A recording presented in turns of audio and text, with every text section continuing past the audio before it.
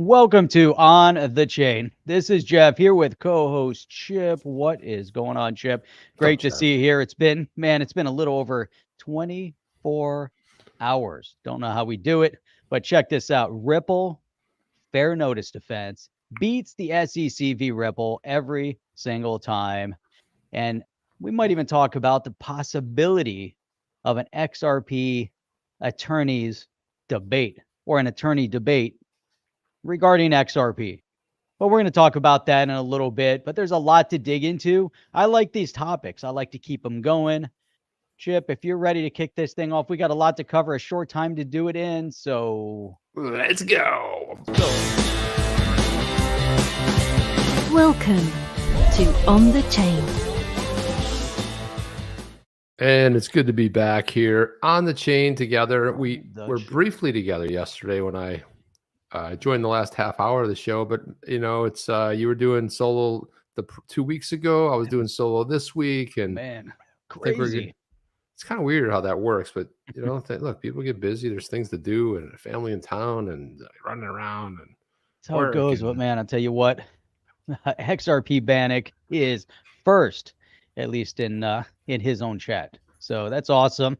Welcome, XRP Panic. Good to see you here. Welcome to the On the Chain members and On the Chain subscribers. Appreciate all you guys. We have by far the best and the brightest in all of crypto YouTube. And if you haven't done so already and you're brand new here, hit the subscribe button. That's really cool to do because it's red and then you click it.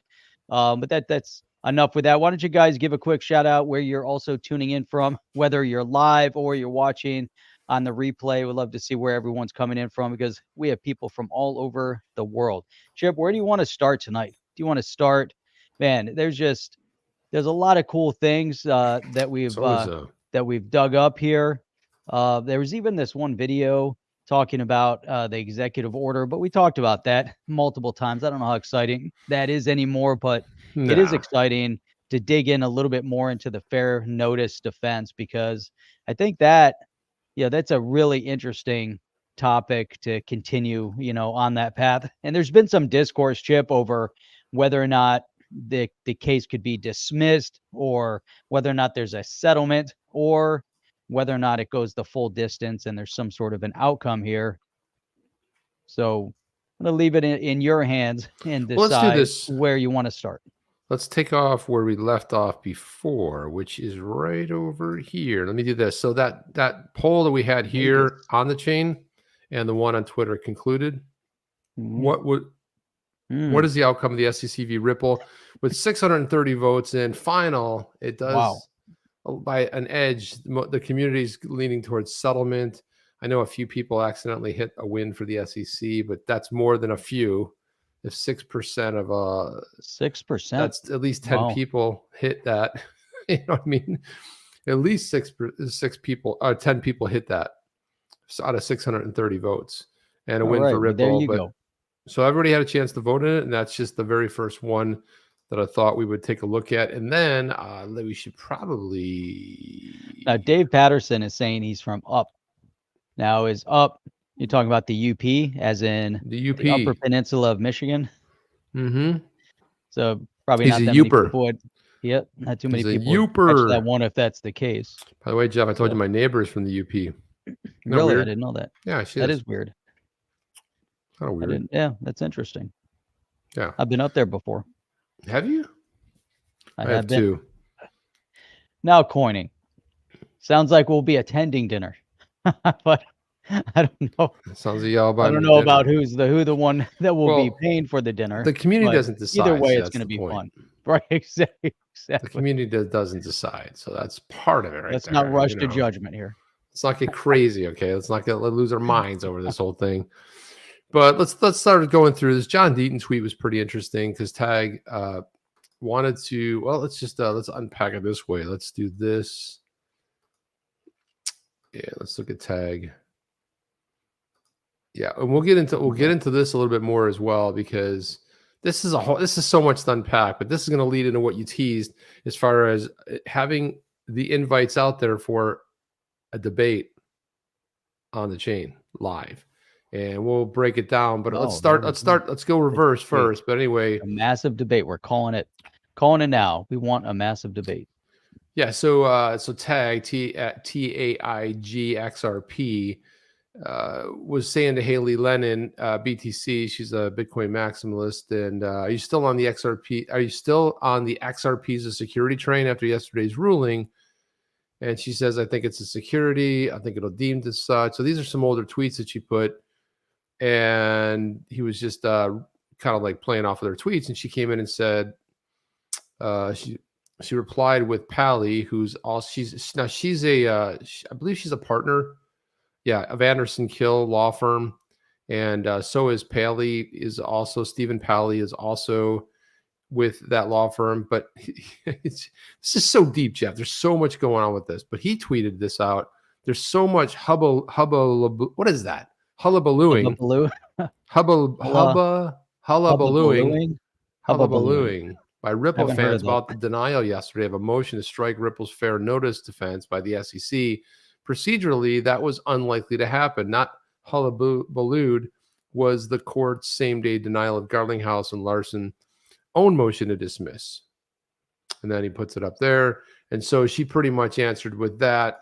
And from that, we got TAIG asking John Deaton, any thoughts on this? He basically said, a lawyer offering the opinion that XRP will be deemed a security, but doesn't distinguish between specific and early sales of XRP, 2013 through 2017, offered by Ripple, versus a secondary market sales of XRP, independent of Ripple, is either unfamiliar with the allegations or is hedging her bet. So what's happening here, Jeff, is he's indirectly referencing Hailey in this tweet because TAIG had asked for his opinion, and he said, if you're an attorney offering the opinion to be deemed a security, but you don't actually distinguish between early sales and secondary market sales, and he says either unfamiliar or hedging the bet. And then he said, for example, if the jury or court decides Ripple violated Section 5 of the Securities Act between 2013 and 2018 because XRP at that time consisted of a security, but finds today's XRP, including secondary market sales of XRP, are not securities, is the prediction accurate? No, it's not accurate. So he's just distinguishing, bringing a little more context to the conversation. He said the denial of the motion to strike and the denial of the motions to dismiss were decided as expected. The motion to dismiss Garlinghouse and Larson was filed over a year ago, and the judge assumed that all allegations in the complaint made against the defendants are true. In other words, the judge doesn't consider any of Brad or Chris's defense with procedural motion to dismiss. There was less than 1% chance Garlinghouse or Larson would win the motion at this stage. Makes sense. SEC's motion to strike the fair notice defense was substantially similar. Judge assumed that everything contained in Ripple's answer to the complaint is true. The SEC had a 1 to 5% chance the judge would grant it at this stage. She was only deciding whether Ripple can argue the lack of notice as a defense, not withstand. It was regarding Ripple would be ultimately successful. And John goes on to say, he says, I've said multiple times, that the fair notice defense is ultimately the most important issue in the case for Ripple and the SEC, but I never thought for a second the judge was going to strike the defense on the pleadings alone and not allow Ripple to develop a full record. Because I viewed that's an interesting statement that he's developing here. And really, it was great to see when it actually happened. But for the SEC, the SEC, it's amazing. They, we're trying to really, strike that, from, it seems to me, the SEC has always been, kind of backpedaling, throughout this entire process. And, I think, even before we, fully dissect what, John is, putting together here, but we kind of go back to things that we surmised right from the beginning, that it was really the timing of dropping the lawsuit from day one. The whole concept behind the SEC going after Ripple just doesn't, there's something missing. There's an element missing that, I think John has really been putting a lot of time and effort into trying to identify, some of those other paths, as have tons of other researchers, that are looking out there. And you look at the timing of the lawsuit, and then you look at the timing of Jay Clayton's resignation, and then you look at the timing of the fact that there was zero responsiveness from the SEC to Ripple to make any kind of statement for all of those years to say, hey, this was a security. And it wasn't until the midnight hour when they said, oh, by the way, all those other conversations that we've had over this period of time. I know we never brought this up before, but, maybe 8 years, we should have brought it up earlier. But by the way, we think this is a security and we're filing a lawsuit. Yeah, I mean, it's crazy. I wanted to say a big shout out to Sooner and Swiffle Super Sticker. Appreciate that support. He said, I've said it multiple times. Did I read that? Never thought for a joke. Okay, yeah. So because I viewed the motion to strike having practically no chance, I've always maintained that Judge Netburn's decision regarding the 63 Hinman emails and the Estabrook notes as much more significant. So that we'll see how that ultimately pans out, and that should be. It's a lot, right? I mean, it's a lot. It's kind of crazy. So many times that we've dissected this and we, try to look at this from different angles. I'm really excited to see the direction that things are moving in now, because there was a little bit of concern from the community at large regarding whether or not the judge was going to judge based on the, quality or accuracy of the arguments that are being presented, or or whether or not there was going to be some other, political motivation potentially tied into it. And you hope that the judges will judge based on information that's being presented. Exactly. Yeah. So I want to dig into this just so everyone understands the context behind what Stephen Palley had said from Anderson Kill. But so Palley, better known as Alfalfa, there in that photo. I don't know. It's a little hair sticking up in the back over there. So he goes on to say that so Ripple remains in the case. Also, not a surprise to anyone who understands civil procedure rules. For purposes of both motions of the court was requested to take as true the allegations in the affirmative defense and the complaint. Neither was a ruling on the merits. I don't know who said it was a ruling on the merits. I don't know who was even saying that. But anyway, he's saying it was. It's funny watching people comment state on this shit like each ruling is in the case is determinative. The judge is calling balls and strikes, and the defendant's getting a lot of leeway. That's what judges do. I bet on it being a Howie coin at the end of the day. But for 15 to 25 million in legal fees, I guess, who knows what will happen? That's an interesting, point as well. Think about all the money that's been spent on this case. I still will stand by that. There's, something else, beyond what we see kind of on a, there's something that's more politically motivated, as we've talked about. But check out this comment from Evil Carrot. Anderson Kill is just trying to promote their expertise in blockchain law, a legal framework that does not exist, on Twitter, just an attempt to stay relevant and earn money on scaring people. What are your thoughts? I feel like that Carrot's not so evil after all. The Carrot's like maybe spot on. Maybe sometimes when you're over the target, you go like ding, ding, ding, you hear it. But, even using loose language like this from somebody who is an attorney, I'd bet it on being a Howie coin, like in a little bit of a slang. First of all, it's a little bit off, even on the reference here. I love this one here. No hullabaloo for this fan. This is Black Investment 2. He says, ruling, Ripple raised the defense that if argued and proven, they could win. I disagree that it'll be labeled as security. It's not. Never was. Chris Larson and the team did everything right. Lastly, the judge is unreadable.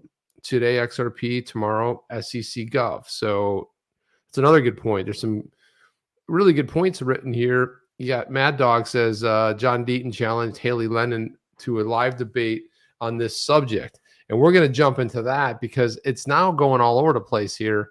And it's getting a little bit of traction.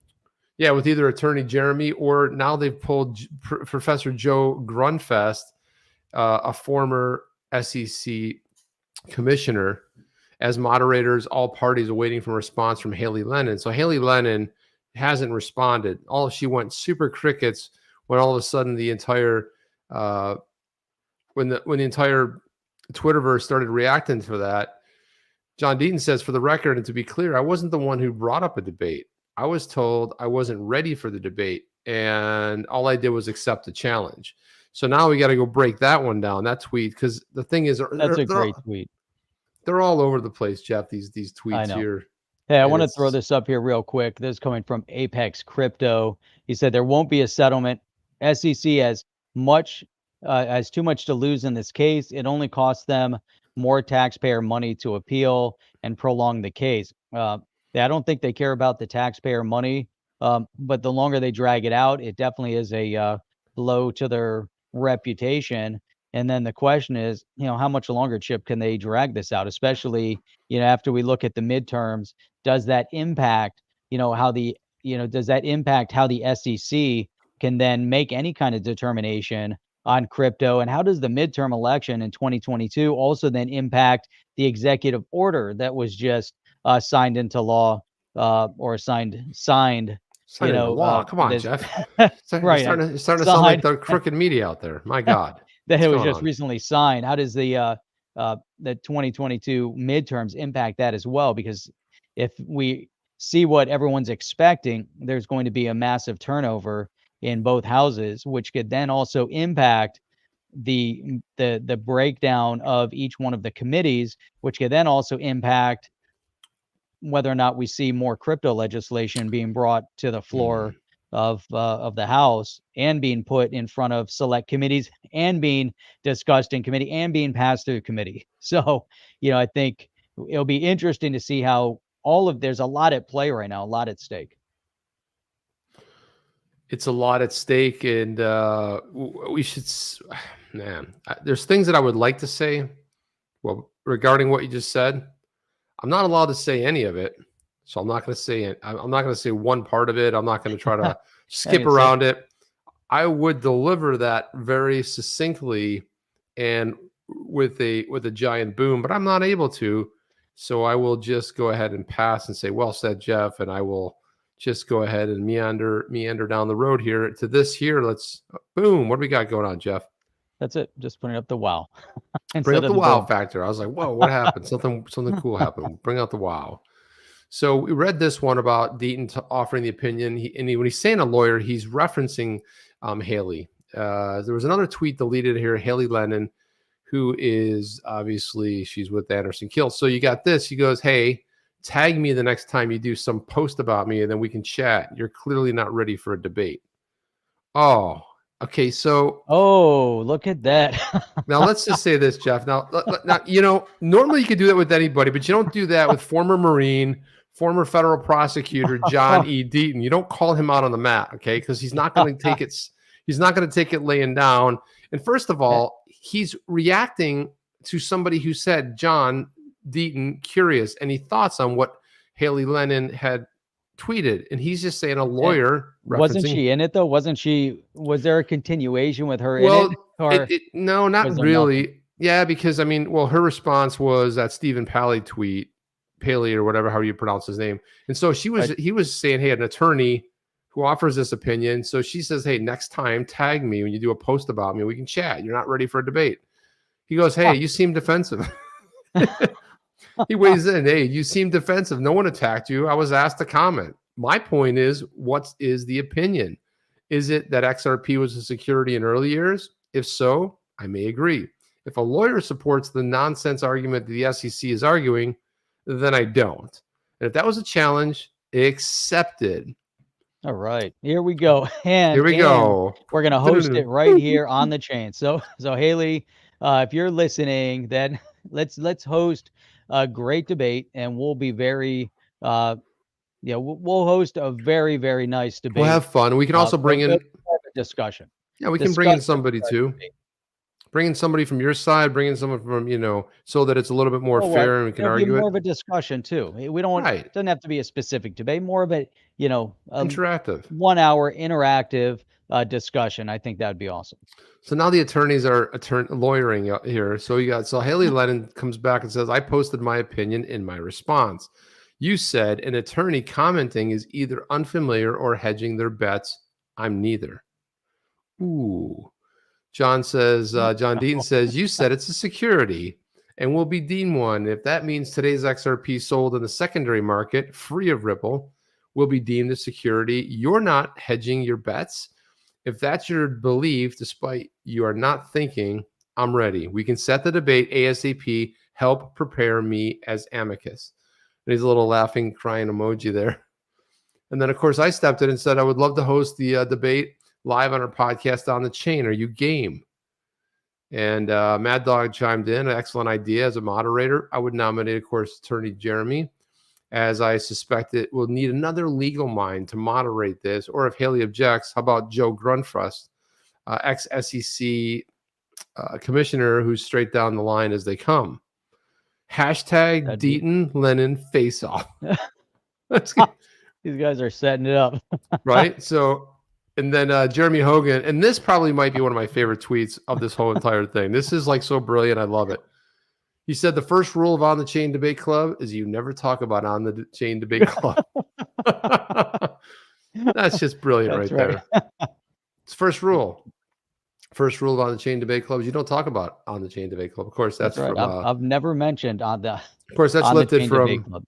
That's lifted from Fight Club. If you ever saw Fight Club, first rule of Fight Club, you don't talk about Fight Club. You know what the second rule of Fight Club is? You don't talk about Fight Club. That's the second rule. So yeah, Jeremy Earns tweet of the month, maybe of the quarter. Tweet of the year. Tweet of the year, maybe. Tweet of the year. Tweet of the year, right? Phenomenal, right there. Just love it. Just love it. And you know, On the Chain Tweet of the Year award goes to, drum roll, please, Jeremy Hogan. Jeremy Hogan. Yeah, he nailed that one. And this is what I love about the guy. He's funny. He's funny, educational, but he has got a great sense of humor. Twain says, I want to see it. Let's see how knowledgeable she really is. Scotty from XRP Army News says, willing to help with the sound engineering advice. Just how I choose to stroll. Hey, I'm going to give a... Yeah, so there you go. Exactly. Mad Dog, if the debate turns into a morphology of the carbon dioxide, internal corrosion, and natural gas pipelines, I'll gladly debate Hailey. There we go. XRP Army, just not sure as much there besides that Bitcoin fixes everything. Maybe she could comment on sailing sailors' tax advice. We're at sea, and I'm a god at sea. My god. Just fun, man. Fun. You're scaring baby girls. Yeah, so there you go. It was just like a lot whole. Let's see the defensive tweets. More. Is that it? I think that's pretty much it. That was it. Yeah. That was pretty much it. There were a bunch of little things here and there. That basically just sums it up. That's some fun stuff right there, Jeff. That was awesome. Hey, check this out. We got the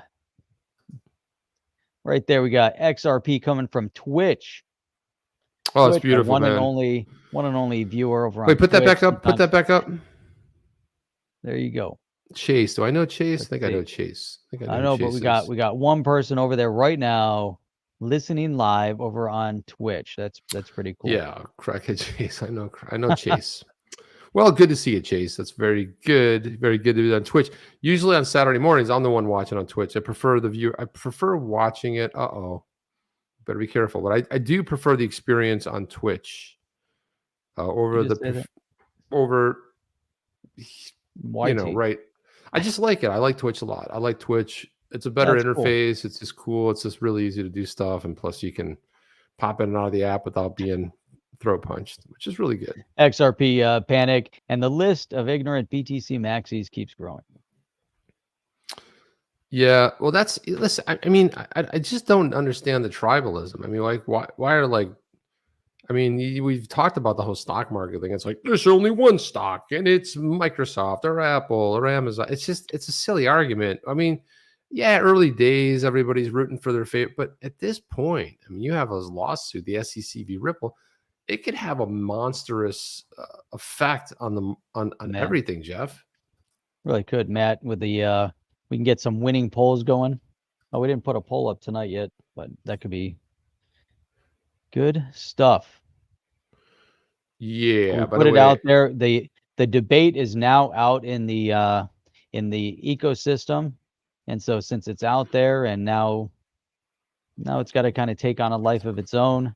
and hopefully it'll come back. So yeah, so I want to throw this one up there because again, Jeff, anytime you get the XRP community involved, one of our very own, you'll see who it is in a second here. But look at this here. So you have Jeremy Hogan said, "Dear Judge Torres, I know you've been working on the pending rulings in the the SEC v. Ripple case this week. On behalf of myself and certain other interested parties, mainly us, we'd really like to get those rulings today, if possible. Yours truly, Jeremy Hogan." And he tweeted this little. That was nice. Thank you. We love you. Yeah, he tweeted this. Very Jonas nice. Brothers, thank you. We love you. Jiffy out there. Thank you. So, oh, check it out. We got Legendary over there now, over there on Twitch. Oh, sweet. Legendary. Nice. I love that. Legendary. And so Crypto Law said she heard you. To Jeremy Hogan. Of course, that's John Deaton's. That's John Deaton's the founder over there. She heard you. Jeremy Hogan says, "Oh, No. okay. Now I'm a little spooked. Is the judge on Twitter?" And of course, our best bud and pal and some occasional fill-in host, Coining 203, better known as Alex. She watches On the Chain every night with Jeff and Chip.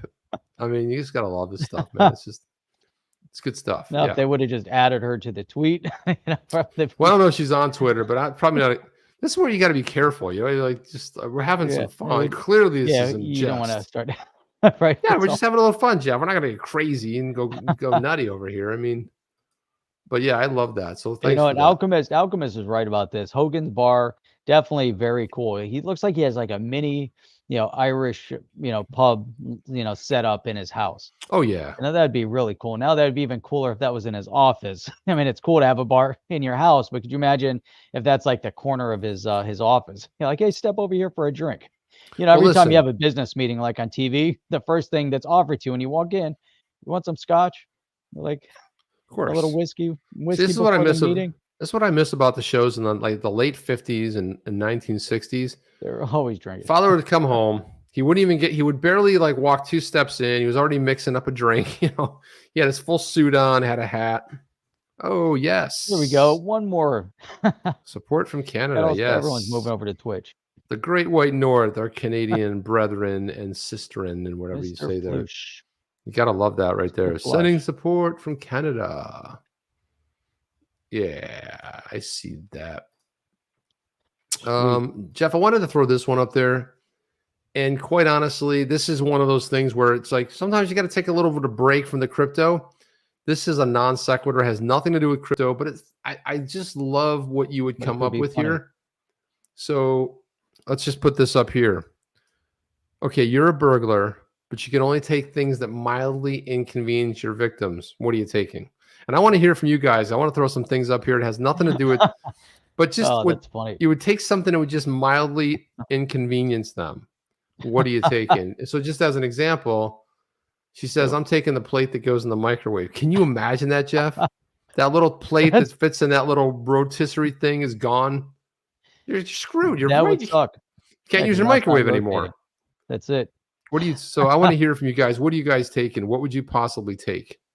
You got any ideas about that, Jeff? That's interesting. That would mildly inconvenience somebody. Yes, you wouldn't take anything big. You would take something to inconvenience them. Like, yeah, you know what? The remote that controls the fan. Oh, yeah, you go in the South Florida. Yeah, because I can't turn the fan on, dude. And then you either turn it off before you leave or you put it on full. Yeah, you throw it on full and I can't get it to stop. Right? Can't really put a stick up there. The toilet rolls. That would be pretty funny. The plastic toilet. So, well, then you just put it on that. How about this one? Jacob Slider says your left socks. You steal all the left socks. Is like, dude, how do I wear these? They're incomplete. Can you imagine that? You just take those. Apex says he's taking all the smart home devices. I think that's going to be a blessing in disguise if you take all. Yeah, it possibly could be. We got another one here for toilet paper from the Paper Chaser. Yeah, how about the toilet flush handle? That's a good one right there. It's like, what do I do? I mean, how do I flush it? That's a good one. All their batteries. That's good. Yeah, the batteries. How about the forks? The forks. Then we got Legendary with the can opener. Yeah, you can't get into that can, man. It's not Yeah, easy to get into a can if you do not have a can opener. And I panicked one time. Like I was trying to open up a can about 2 weeks ago. Oh, Simo, the garage door opener. That's a good one too. that's a good one, man. Look at this one. So Jay says, which platform should I watch to help the most? Do YouTube views help or Twitch do you prefer? I think Twitch is good, Chase, because, and the reason being is that because we don't have too much engagement on Twitch, and it's really whatever you guys prefer. Let's put it this way. It's almost nearly impossible to lose 25 subs, but we have. Jeff and I have accomplished that together. We own that. Somehow we lost 25 subs. Nobody knows When how. everything is going, it's hilarious. You get everything goes up every single time, and yet the YouTube numbers go backwards. It's really interesting. Yeah, isn't I that like weird? this. Doorknobs. Ooh, the How about doorknobs. EC2189 says pretty dark joke from a comedian. Family photos. That can be kind of devastating. Oops, wrong one. Can you imagine that? Well, how about if you go and take all the photos, take them all back, and then like scan them all in, Photoshop just one person in every photo, and then return them, and they don't even know they're missing until they come back and they go, oh my God, what happened to so and so? They just disappeared from every single photo, whether they're young, old, didn't matter. That's rough. You know, it'd be funny though, yeah. If you switch out, it would be hilarious if you switch out the family photos of the ones that you get at the. How about all the wash rags? And John Doe is asking, do I need an account on Twitch? Yeah, you do need an account to watch there. I don't think you can watch as a guest. I'm not sure about that. I don't think so. I think you need a steal the clarity, but I think Gary Gensler's already got that one. He's already, no, it's perfectly clear. Everybody knows. Yeah, I've noticed the Twitch stream is a couple seconds ahead of YouTube, kind of backwards, but you think it's good to see. Okay, cool. So he's already on there. So yeah. There you go. Car keys, that's another good one. You steal the light bulb. I like that. That's a good one. Oops. So let's see what else. All right. Let's see what other people have said here. Let's see what they said. They said taking one sock from every pair, all the toilet paper, spoons. Hang on a second. Imagine you take everyone's you take the silverware and replace all their silverware with sporks. How about this one, Jeff? Changing the Wi-Fi password. It worked 2 hours ago. Can you imagine that? Yeah, just hack in there, not to do any damage, just to change the Wi-Fi password. They don't know. How about the thermostat? Take the thermostat. Oh, yeah, man, that's a good one. Take the batteries out of the smoke detectors. That's dark, right there. Oh, that's brutal. That's a brutal one, yeah. Taking the wife. Shout out to Paul Wright for the 10-pound note. Thanks for doing these streams. Here's a tenner to keep you both topped up with espressos. 10 quid. Appreciate Thank you very much there, Paul. Appreciate that. One blade off every ceiling fan. If you do, now imagine that thing's gonna. Someone said that in here too. Someone had that exact same comment over here. Jeff, this would crush you in the coffee pot. If they took your coffee pot, you'd be just crushed, looking all over for it for 2 hours. That would suck. It would just would crush you, man. Take the coffee filter holder. Crypto Ghost said the exact same thing with a fan blade. How about the coffee filter holder for the coffee maker? The carpet grippers. Carpets eventually become uneven and trip hazard. That's fun. Ice cube trays are always nice. And I have the automated ice. Yeah. Take the handles off every faucet. Stealing the chapstick. What? Can you imagine put the chapstick on? All the milk and juice except for a swallow in each, leaving the containers in the fridge. Yeah, that's like back to college days. There's someone who always leave like just that one swig in there. I wouldn't take anything, but I'd spatula lock all the kitchen drawers. You know the spatula lock, right, Jeff? The what? You know the spatula lock. The spatula lock. When you lock the you know how that spatula is like jammed in there, you can't open the drawer. Oh, that sucks. Yeah, you spatula lock every drawer. Really? How about one couch cushion? That would trigger anybody. Oh, that'd be bad. Oh my God. Anyway, sorry, it's just like a complete non sequitur. What's why you have to do it, Jeff? So yeah, I want to throw this up here. I want to get your feedback on this because the EU is getting a little crazy, right? And for all of our viewers that are over there in the EU, you guys know what we're talking about. EU is getting a little bit crazy, but now what's crazy is that the EU is looking to limit proof of work crypto. So they're bringing that back as they prepare a virtual currency vote within the EU. Now, we know that countries outside of the EU, we know there's some, good movement in the crypto space, some good direction here. But is the EU on the right side of things as they look at this whole idea of, well, maybe we should just ban proof of work altogether? Is that the right direction? So here, a provision looking to force proof of work cryptocurrency like Bitcoin to switch to the more environmentally friendly proof of stake consensus mechanism. Now, can you vote this into law and force Bitcoin to all of a sudden become proof of stake? Is this showing a little bit of naivete in Europe that they're somehow going to block Bitcoin by putting some proposed bill on the table? Can you do it? Yeah, you can. But why? They can pass it, but is it going to have an impact on it? Is Bitcoin all of a sudden going to change? I just this whole thing is nutty. But why are they doing it, Jeff? I think we should ask why are they doing it, because there has to be a why, and I already know what it is, but I'm asking facetiously. Look how many people attended the session? Look at that. And no. Yeah, because it was so worthwhile, crazy. Jeff. It was so worthwhile. But here, the latest draft of the EU's proposed legislative framework for governing virtual currency. So really, that's what it's all about, right? They're looking to figure out how to govern virtual currencies, and it's called. So I think we need to look at this part. They want to centralize the decentralized market, and so it's called Markets and Crypto Assets, or MICA. Still contains a provision that could limit the use of proof of work cryptocurrencies. But I still, man. So what do you think they're up to? The funny thing about all this is really when it all gets started. So 2025, right? So, but then the provision was later scrapped following industry backlash.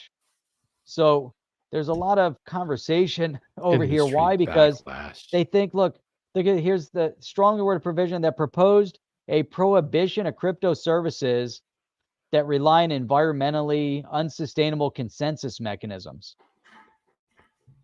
So they're just, I don't even know where to go on this. First world problems, Jeff. You got to really sit around and think about creating problems to really worry about. I mean, this is insane. Have to dissect it, and then they're trying to figure out. They want to.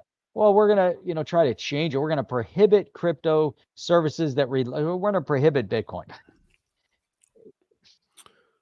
I'm just looking at this, and the reason why they're doing it, so they're trying to force it. Is there there's got to be something more to it, though. Can Bitcoin move over and away from proof of work? No. Well, Ethereum has been working on it for 6 years, and how do you think that's going, Jeff? How's that going? It's not going well, apparently. I mean, they're not even when's that Ethereum 2.0 coming out? They're not any closer. I mean, man. So it's just a mess. Then you've got Sweden calling for EU mining ban. Man, oh man. It's getting rough, Jeff. It's getting crazy. It's getting I think one of the ways to look at this is that they don't know what to do. Right? I think they're maybe just a little bit lost, that they can't figure out how to put the genie back in the bottle.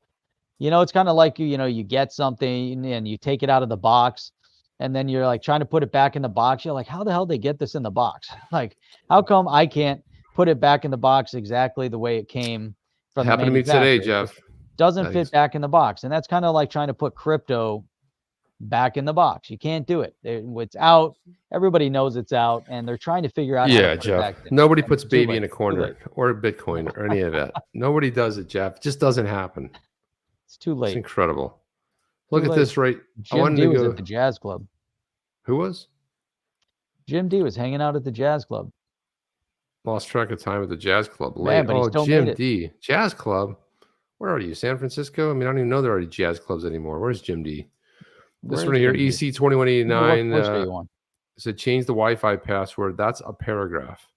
Well, not everybody. Some people just have password for their Wi-Fi passwords. Other people have, it could be a little bit more little more difficult. So he's saying create a whole paragraph for one. Yeah. So like, but I mean, it wouldn't even, as long as it's different, they're not going to know what it is. That's right. But It's you're so like, hilarious. you know, that video, that fun cat looks like he's typing. You just do that. You get a cat or dog to type it, and that's the new password. It's like all kinds of gibberish stuff you can't even. So Matt's saying they have pretty serious energy supply issues, so maybe they're looking to pull back on wastage. I don't think that whole Euro thing with the, I don't think it has anything to do with power. Chip, with some of the stuff we brought out is that, power, they've got power is being produced. We got the power. Well, I guess the problem they have now over in Europe is that, like in Germany, right? There's no France has got a lot of nuclear power. Germany has nothing, right? So they want to push the EU to rely on those wind turbines, and man, those wind turbines suck. Yeah, well, you know what? I mean, They I look think we really should, bad. maybe we should blame the Dutch. They were the ones with all those windmills and happy stuff, but that worked for them. I mean, you had a small farm, the wind. They work good. Plus, their windmills were really cool. They were cool, but then we had to put them up there and kill birds and out in, Palm Springs. There, you go right out, you see those wind farms. They're horrible. Hey, Chip. So Alchemist had a comment earlier. Okay. Right. And just as we got started, and he said something. What was the very first thing we said right before we started the show? What were we talking about? Oh, Jeff, I don't know. That was a long time ago. It was at least 40 minutes ago. We were talking about all kinds of things. Like, I know, but like the moments before we said, it feels like it's 7 o'clock. It does feel like it's because it is 7 o'clock. And then you said we should never. What'd you say? We should said, like, do this, right? Set it and forget it. That's it. Like, this is the one. That's right. And Alchemist said the exact same thing as he came in.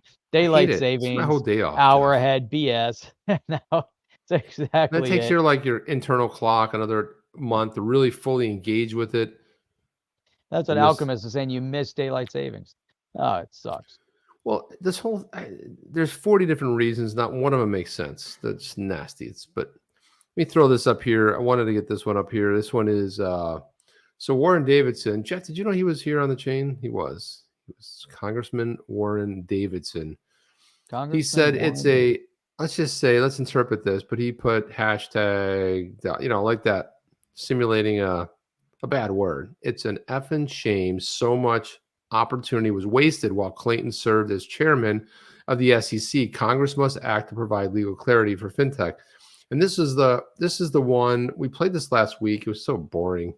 Gosh, I mean, all I could think about, and Jeff, you weren't here last week. All I could think about when we were looking at this clip. Oh, hang on a second. Am I looking at this? No, hang on a second. Who's sharing their screen? Is that your screen?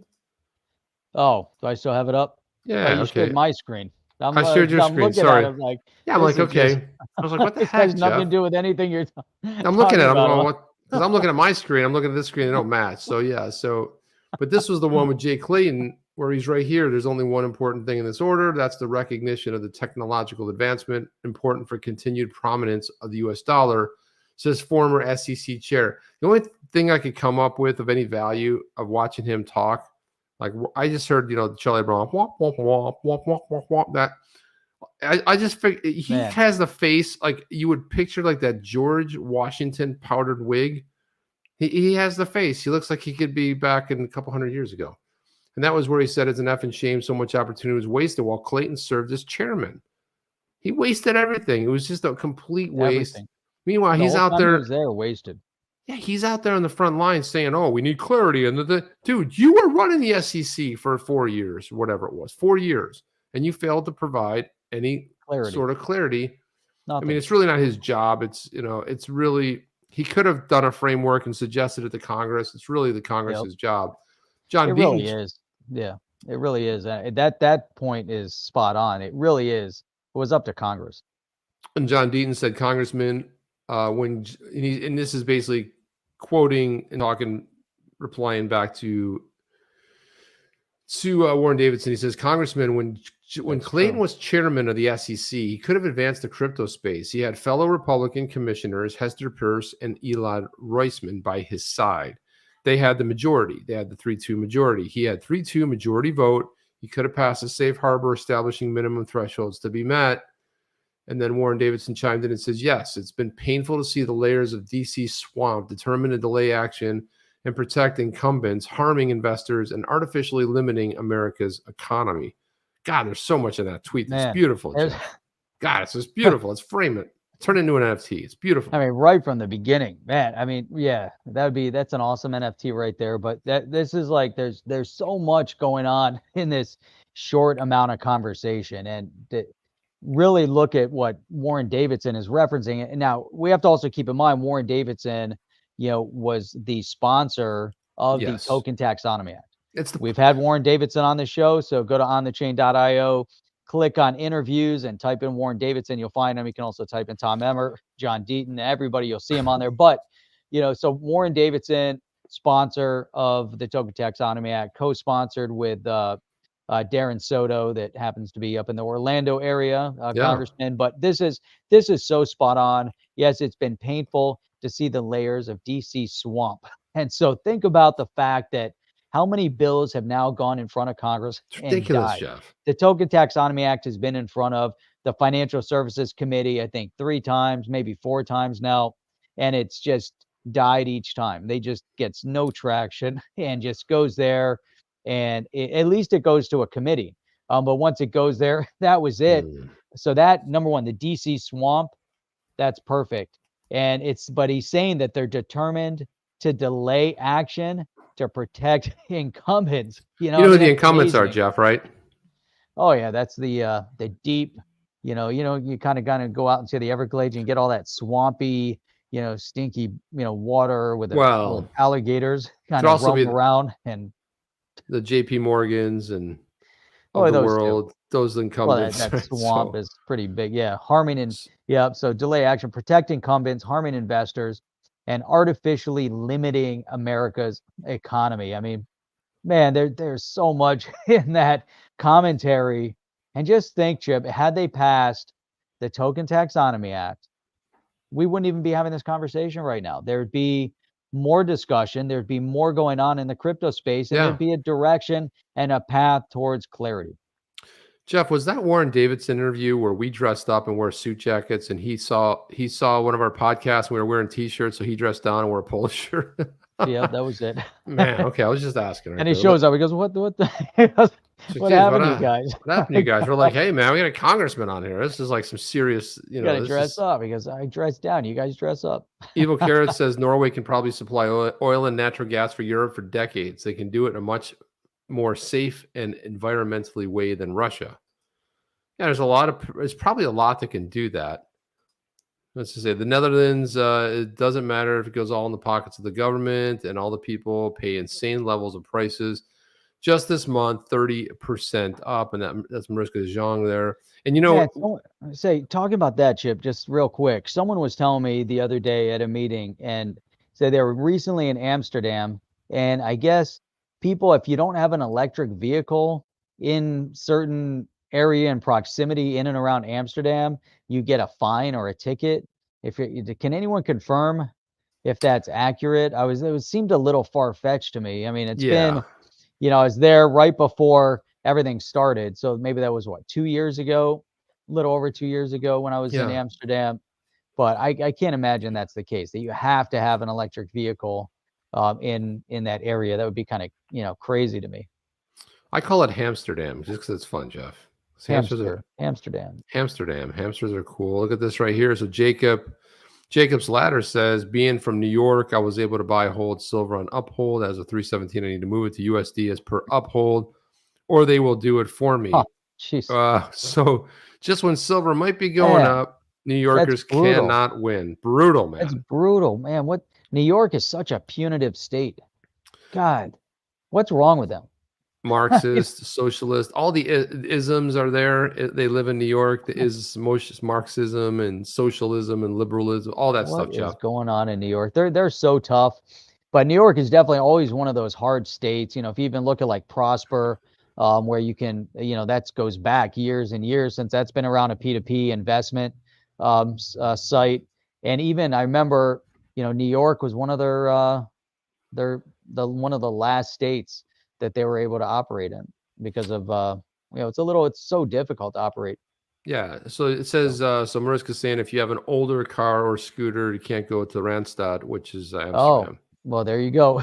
I mean, I love that's Amsterdam. crazy. I haven't been there in a long time. It's Man. really, yeah, it's a great place, great people. Man. Everything about it's fantastic. It really is. Great design. The best London's design of congestion Europe. tax. There you go. You got that. Do you remember, And, Jeff?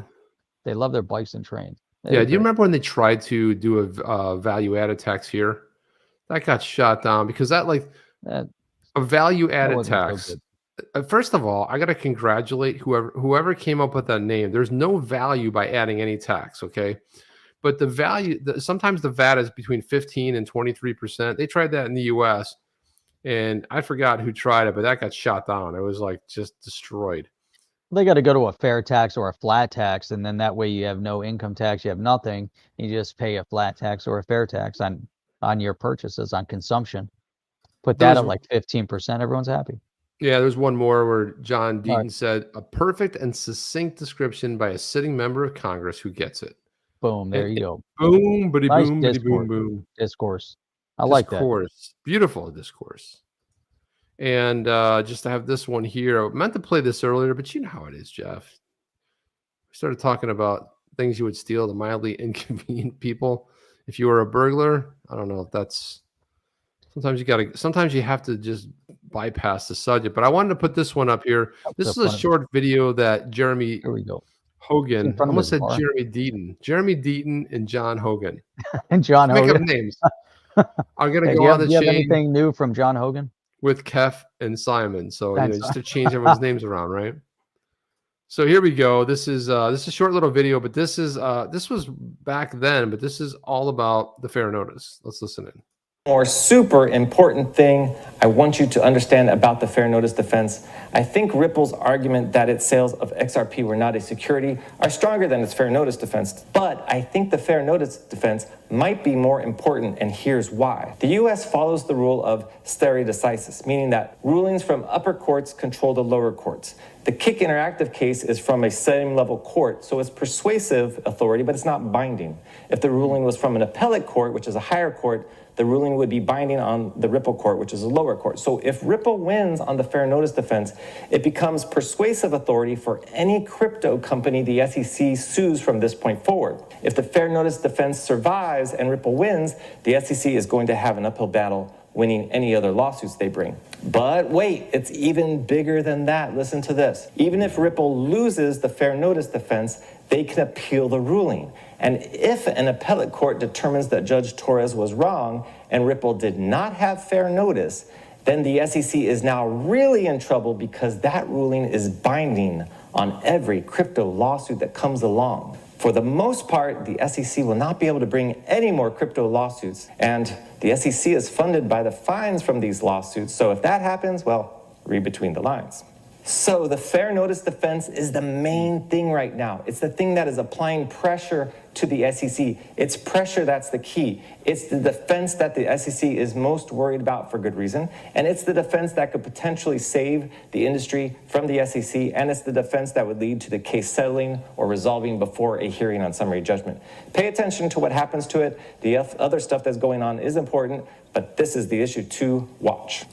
One more. Interesting. I thought that was a great breakdown, man. So Jeremy, so now that, this is thrown out there in case Jeremy is watching this part. So I wonder what then happens as we move forward, since the judge seems to have said to the SEC, well, we're accepting the fair notice. Well, it's not necessarily, well, that's not necessarily what's, well. Oh, we're allowing the fair notice defense. No, all that she said is they're not going to strike the fair notice defense. So because there was a motion still in there. Yeah, it's still part of it, but it's the same way that she wouldn't dismiss Larson or Garlinghouse's dismiss it, because she's looking at, like what John Deaton pointed out, is she's looking at what is alleged in there, because there's things in there like, well, on this day, it's not that, but Garlinghouse said that the price, this thing could have an issue on price. So they were like cherry picking stuff that was said by both and putting them in there and dates and times, referencing other cases. I read through the whole thing. Gosh, I wish I could get that time back. But I read through the entire thing, and look, she's looking at what's being alleged as being true. Look, did they say those things? Okay, great. You're not going to dismiss that. You keep it in there. But all she did was say, no, you can't strike the fair notice defense, which means the fair notice defense is alive and well.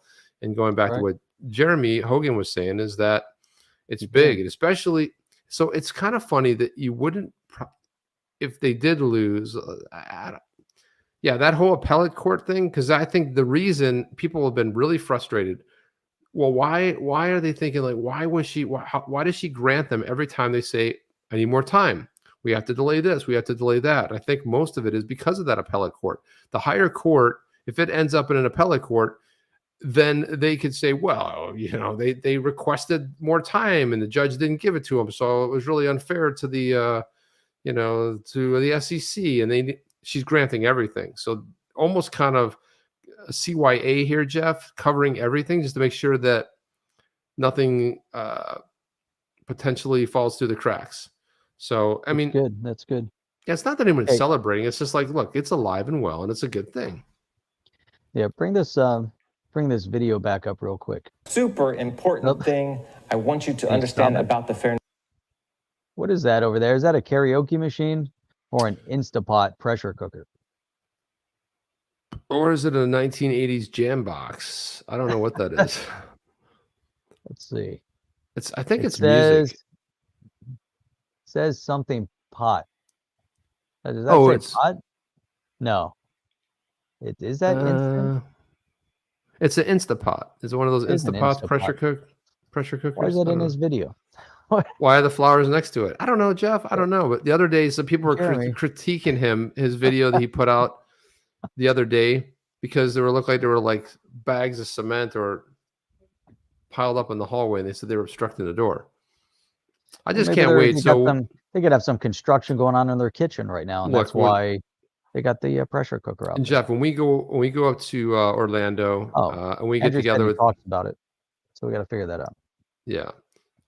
So when we go to Orlando, we got to invite Jeremy Hogan out with us, with Alex and Mr. B, and if Obi-Wan Kenobi comes out with us, and that'd be cool. We should make a trip up there, and just go to hang out, or they can make a trip down here and come and hang out.